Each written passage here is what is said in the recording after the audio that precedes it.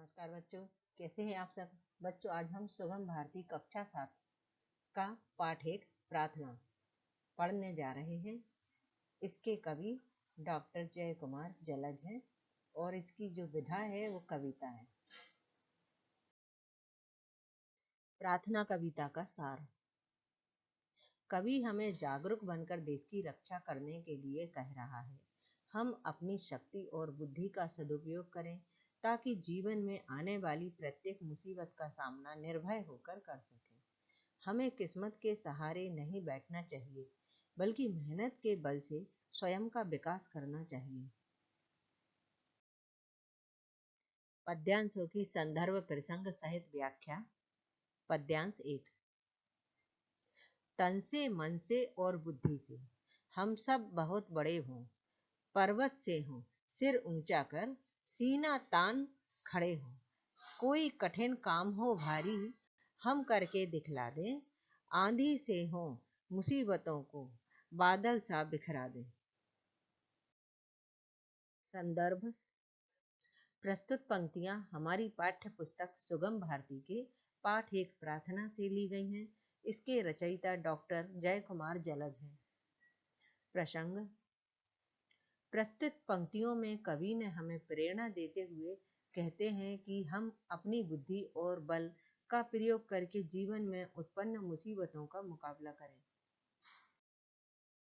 व्याख्या। कवि की कामना है कि हम सभी तन, मन और विवेक से बड़े हों। हमारी ऊंचाई पर्वत की तरह हो और हम सिर ऊंचा कर सीना ताने हर कठिनाई का सामना करें। कोई भी काम हम साहस के साथ करके दिखा सकें, हर आंधी को झेल सकें और मुसीबतों को ऐसे चूर कर दें जैसे आकाश में बादल बिखर जाते हैं। विशेष। जीवन की कठिनाइयों से लड़ने और उनसे मुकाबला करने के लिए प्रेरित किया गया है। पद्यांश 2। मुट्ठी में तकदीरें बांधे हंसकर चलने वाले, अंधियारे में किसी दिए की लौ से जलने वाले, प्यासे को देखें तो हम सब सावन से घिर आए, सागर में ही नहीं हथेली गागर में भर जाएं। संदर्भ पूर्वक। प्रसंग। प्रस्तुत पंक्तियों में कवि ने हमें सबके लिए मार्गदर्शक बनने के लिए आग्रह किया है। व्याख्या।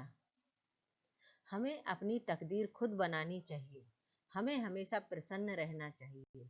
अंधेरे में जैसे कोई दीपक जलकर अपनी लौ से प्रकाश फैलाता है, वैसे ही हमें भी अंधियारे को उजाले से भरना चाहिए।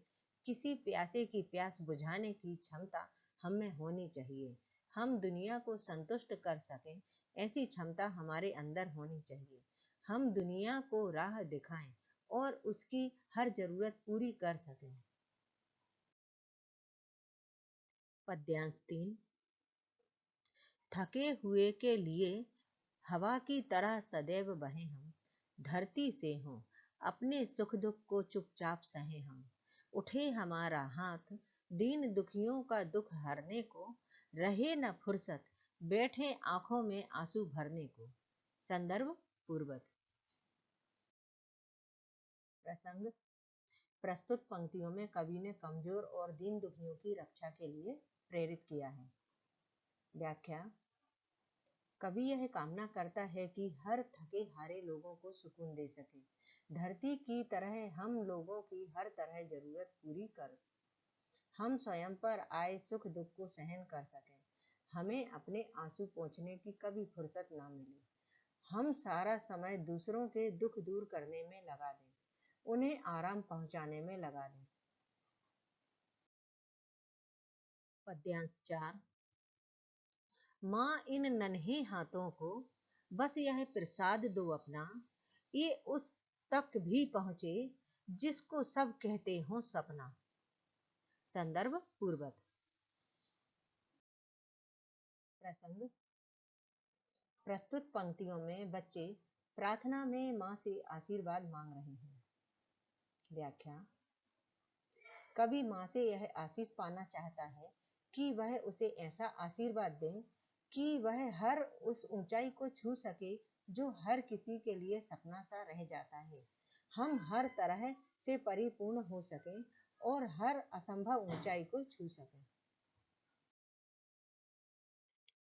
वस्तुनिष्ठ प्रश्न। प्रश्न 1, सही जोड़ी बनाइए। सिर तान, सीना ऊंचा, दिया गागर, सागर लौ। उत्तर,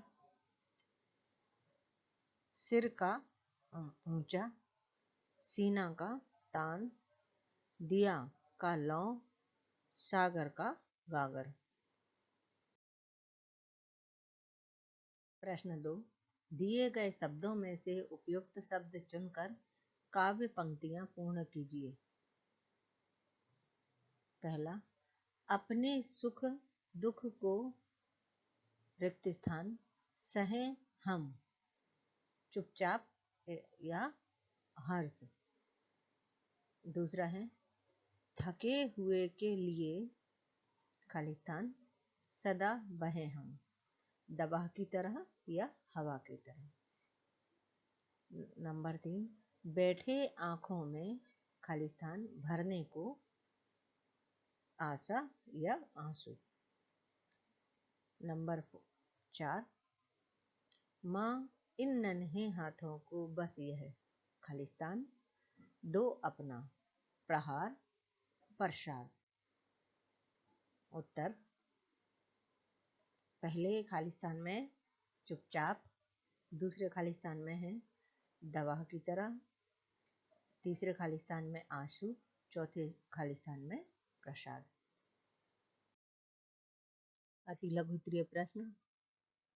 प्रश्न 1, कवि अपनी मुट्ठी में क्या बांधना चाहता है? उत्तर, कवि अपनी मुट्ठी में तकदीर बांधना चाहता है। प्रश्न 2, हम सीना तानकर किस प्रकार खड़े हो सकते हैं? उत्तर, हम पर्वत की तरह सीना तानकर खड़े हो सकते हैं।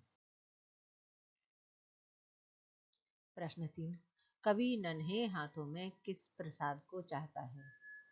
उत्तर, कवि नन्हे हाथों में ऐसे प्रसाद को चाहता है जिससे वह वैसी मंजिल लक्ष्य पा सके जिसको लोग सपना मानते हैं। प्रश्न 4, इस कविता में माँ का संबोधन किसके लिए है? उत्तर, इस कविता में माँ का संबोधन भारत माता के लिए है। लघु उत्तरीय प्रश्न। प्रश्न 1, कवि माँ से क्या क्या प्रार्थना करता है?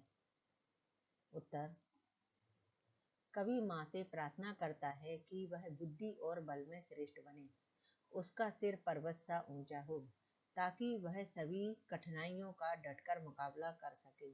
हम में इतनी शक्ति हो कि हम जरूरतमंदों की सेवा कर सकें, हम अपने दुखों को चुपचाप सह सकें और दूसरों के दुख में मदद कर सकें, उन्हें संतुष्ट कर सकें, वह सभी प्रकार के कार्य कर सकें जिसे सब सपना समझते हैं। प्रश्न 2, सावन से घिर आए का क्या तात्पर्य है? उत्तर, सावन से घिर आए से कवि का तात्पर्य है कि हम सावन के मेघ की तरह भरपूर हों, जिससे धरती पूरी तरह संतुष्ट हो। प्रश्न 3, कवि नन्हे हाथों को कहाँ तक पहुँचाना चाहता है? उत्तर, कवि नन्हे हाथों को वहां तक पहुँचाना चाहता है जहाँ पहुँचना लोगों के लिए सिर्फ एक सपना है। हमारा हाथ दीन दुखियों का दुख हरने के लिए उठे, हम इससे थके नहीं। प्रश्न 4, इस कविता का भावार्थ लिखिए। उत्तर, कवि ने बच्चों को प्रार्थना के माध्यम से परिपूर्ण बनने का आह्वान किया है। बच्चे माँ के सामने प्रार्थना करते हैं कि वे तन मन और विवेक से संपूर्ण हों, ताकि वे उन दीन दुखियों की सेवा कर सकें जो दुर्बल एवं क्षीण हैं। अपने दुखों को सहने तथा दीन दुखियों की सहायता करने पर बल दिया गया है। हम सावन के मेघ की तरह धरती की प्यास बुझाएं। हर किसी को सुख शांति प्रदान कर सके। भाषा की बात। निम्नलिखित शब्दों की वर्तनी शुद्ध कीजिए। सावन, बुद्धि, प्रसाद, सदैव, पर्वत, पियासे। उत्तर अशुद्ध, शुद्ध। सावन, सावन।